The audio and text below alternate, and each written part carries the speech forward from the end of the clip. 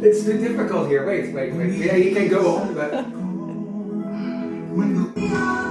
yeah, here we go. Oh no, Michael Jackson is not allowed anymore.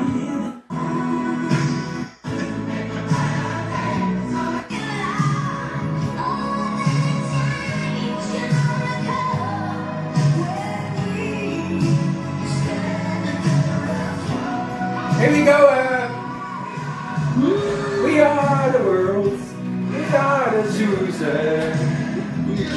We are the ones that make a greener world. So let's start sharing. I would stop it. Stop it. By saving all your codes. We make a better world for you and me. Hello, Good Friday. Happy Friday, Emiel. Happy Friday, everyone. Sunshine and happiness, singing the peace tunes. Oh, Yeah. wow. This is actually a creativity that came from we had a sort of a training to learn all about SUSE strategy and everything as SUSE employees, and then we were asked to come up with new lyrics for a next SUSE music parody. And we talked about the music parody that was out last week, which was not really my taste. I must say this is such a goosebump song. Do you remember the song from back in the days? Oh yeah, man. You know, that must have been 90s, right? And in the 90s there was a lot of music like that. You know, this monumental stuff, artists coming together. There were awesome concerts like Live Aid, Band Aid. Yeah, you know, that's music that makes you feel. I love it. I was actually, you know, the unfair thing is, apparently people already have heard of me and my music ambitions. So when we had the session to create the song, I sadly wasn't connected to the group. And I'm not sure that was a bad thing. That is a pity. Hey, what has been going on last week with you and Susan? Tell us. Oh, man, you know, at the moment, what I really love is doing the work in the community team, you know, because we launched this, it's growing. We're starting kind of to figure out which new topics do we want to add, how are we going to add them. We're going to have a lot of features of different people, so not only the core team of the community team speaking and creating content, but a lot of people, so that's pretty much fun. Also, I'm working in digital marketing at the moment, and we have a webinar series called the Uncertain Times webinar series, which is basically exactly what it says. You know, we all kind of drifted into this weird pandemic a couple of weeks ago, and SUSE has been doing a lot of thought and putting a lot of work into creating different scenarios and different solutions to help companies with the crisis, with digital transformation, with all the topics we have. And we're running webinars 2 a month. So basically every 15, 30, or at least, you know, every 2 weeks, we'll have a great webinar with great topics. And I'm working on that. Otherwise, you know, the usual SUSE thing that we do, chatting to a lot of people, talking about open source, Linux, everything. You know me, I'm a chatty guy. That's what I think. Awesome. Hey, we actually received a question from one of our subscribers. One of both. We really like you. We love you. Love, like this, right? Love. Hey, the question is, why is Gecko? That was actually a question. Why is Gecko called Geeko? And then we first have to explain this is not a gecko, it's a chameleon. And the chameleon is called Geeko.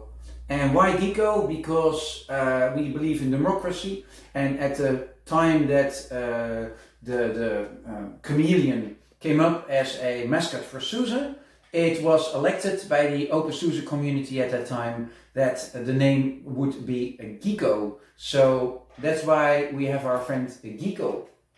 You know, that's a lot of open source humor for you. I'll even take it one step further back. So I know our company founder, Hubert, and basically, you know, asking like, why do we have chameleon? First answer was, well, we came up with that. You know, that's the way it was.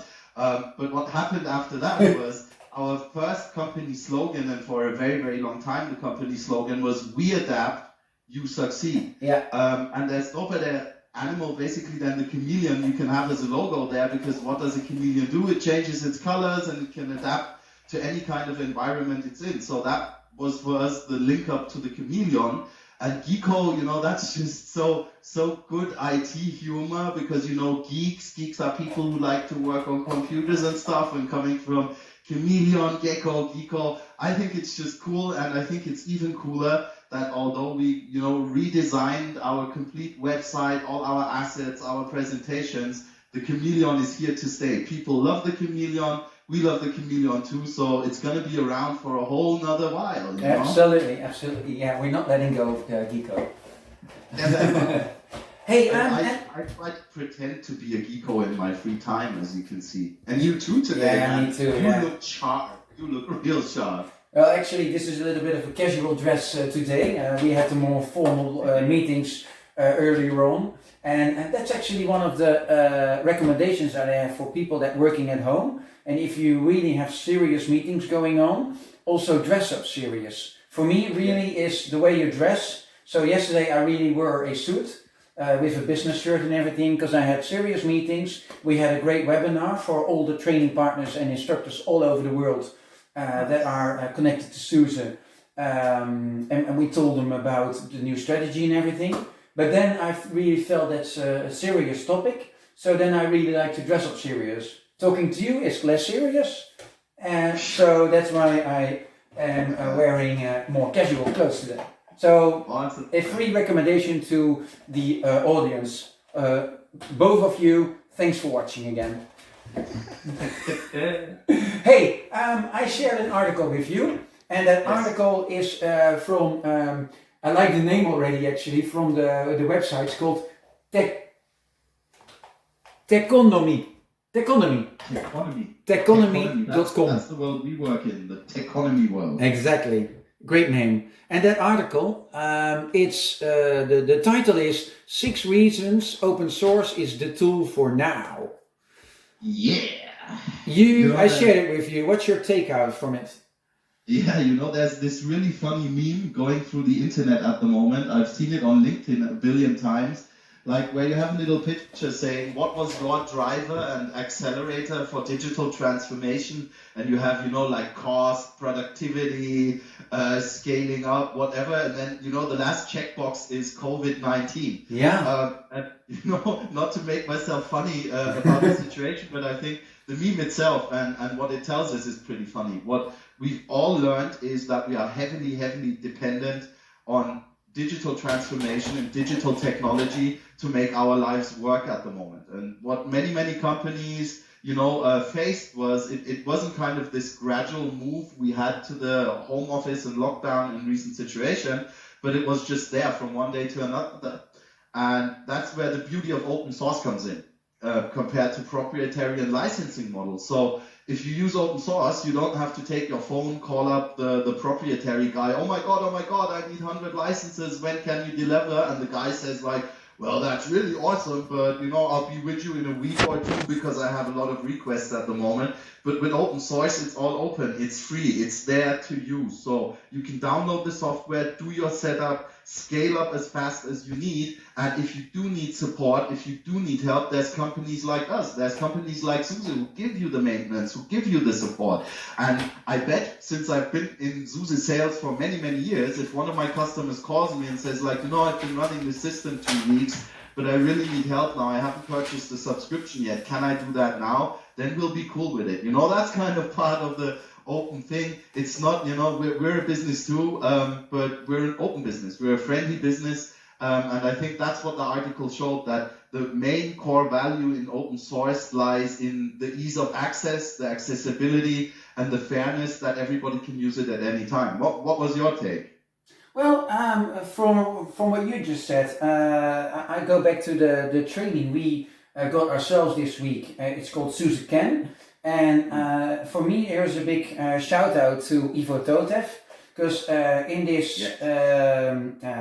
webinar or training, whatever it's called, he literally said, what we always said, but it's really for me good to hear the new higher management of SUSE saying that as well, that we want our customers to stick with SUSE because they like us, because they commit to us, and not because they are in sort of vendor lock-in. Yeah. And actually that brings me back to, that brings me forward to the next topic, something that I was not so happy about, that I saw in the Dutch news, which is happening right now in the Netherlands. That's a true example of how a vendor lock-in should not work. There is in the Netherlands a company, they sell a lot of software to public schools, all over the Netherlands, to a certain level of schools. And this obviously is super proprietary.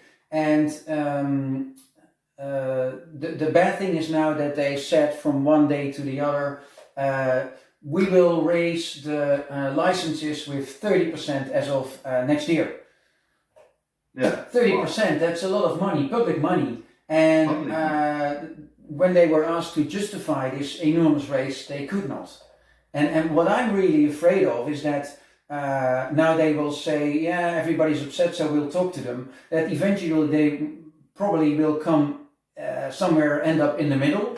But then the schools, so we, all the Dutch people, will pay way too much for proprietary software, and we don't own the code. The code will still be, everything will still be with this one company. And being a advocate for open source, specifically in public education, this was really straight into my heart in a painful way, I must say. So, do you have something like that happening in Germany as well that you know of? Oh, well, in Germany, not so much. Germany released a Corona app, I think on Wednesday. And, it's a tracing tracking app, which is there for public security. You enter your name, email address, there's QR codes, you can scan at bars, or you can manually enter where you are. And if something should pop up, if somebody does get sick and does get COVID, then you get informed that you were somewhere in a place where, somebody got the virus, and to take precautions. And that's actually something pretty cool. It's completely open source, which is even more awesome. But what got me thinking was the whole project is backed by, for one, the Deutsche Telekom, and the second one is SAP. And now I'm wondering, how far do I want to put my health, my safety, my kind of private life, my private affairs into the hands of big corporations? Because another thing I did see in the UK was the NHS, which is the National Health Service, signed a fat deal with Microsoft to give 1.2 million doctors and nurses Teams as their communication tool. Whereas I always love to see digitalization, especially in healthcare, and I love people being connected. But that's the same problem as with the school. They're playing, it's all about my health. And if, for example, Microsoft decides to say, oh, well, we have a raise of 30% in our license cost, but you signed a deal over 1.2 million machines, then you know what's going to happen. Are they going to say, whoops, we need to pay a fat invoice to Microsoft, so whoops, we can't take more patients, or we don't have more beds because we had to pay our software vendors. And that just, I think it's very, very dangerous. I don't want to demonize any companies. I don't want to stand in the way of the digital transformation, but it's a very, very fundamental thing to think about, to say, do I want to put my private matters into corporate hands? And that's what we're seeing at the moment a little. That's the downside of, the COVID-19 pandemic being the actual accelerator for digital transformation, is that corporate businesses are trying to do business in private matters. And we'll see what happens, but I'll always be very, very precautious about stuff like that. Yeah, for sure. Yeah, well, in the Netherlands, about that COVID app, when it came up, it was really criticized a lot by many people, and then the government decided not to go on with it.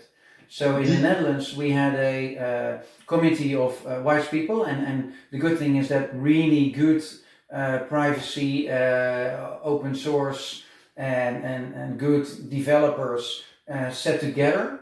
And everybody was invited, but the experts were leading it. And I must say that the outcome was really good.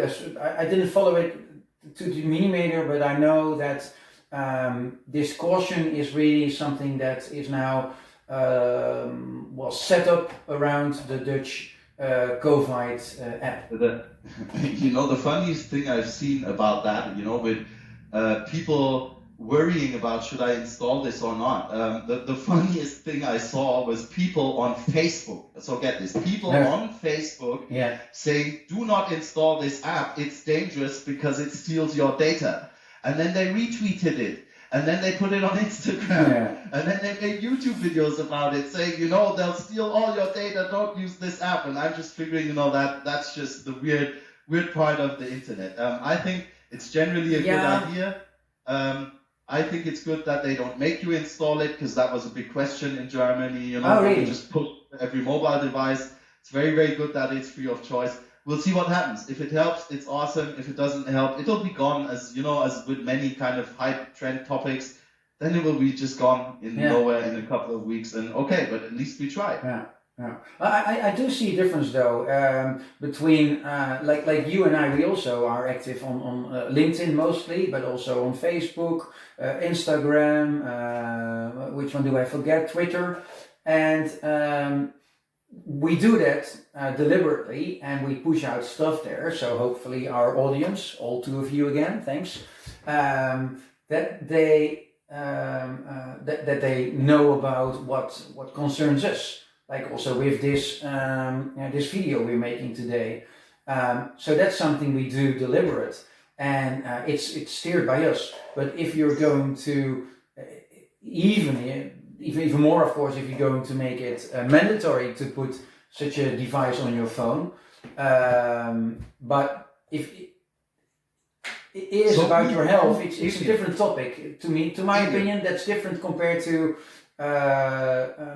publishing stuff on social media. So, since we haven't had this today yet, and that's kind of my favorite part, putting something in the bottom. For anybody who's really interested in that topic, I have an awesome link. It's called the Electronic Frontier Foundation. You can find them at EFF.org. And the Electronic Frontier Foundation is actually an open project, an open foundation that has the main topic of thinking about your own digital rights, your own virtual life, and kind of the precautions and the security and everything that comes around this whole topic of my personal freedom while I'm online and while I'm using services. And I guess for me, my takeaway is one of the bases is just because I'm using a vendor's services and I've kind of agreed to terms and conditions doesn't mean I've given my complete digital life to them and opening every door into my kind of digital living and digital footprint. But EFF.org, please go, please view, it's ultra interesting. I have it already here, so Mr. Cameraman, besides commenting on my beautiful singing, you can put that into the camera as well.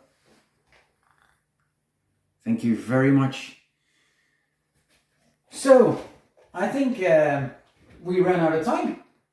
That's a wrap, I think we should sing some more. Should I sing you my favorite SUSE song? Of course. I've gotten into trouble with this for annoying people, but my favorite song it was recorded when I joined the company for my first kickoff, and it's everything is open, everything is free when you're on SUSE's team, everything is open when you and Linux are king. That's my all-time favorite. Really? Oh no, mine, and we'll put it down here or up here, but my favorite song is by far Coding in the Name of Rage Against Machine, Coding in the Name of. Yeah, in fact, if I now hear a proper Rage Against Machine song, I just think, hey, they're singing it wrong. The original lyrics never made sense. No. Well, wow. Today was a fun one. We had singing, we have sunshine, we have happy topics, not so happy topics. So, to everybody, you can like, share, subscribe, leave a comment. As you notice, if you ask questions, we shall do our best to answer them. So, from my side, happy Friday, everyone. Have a great one, and see you next week. Bye bye.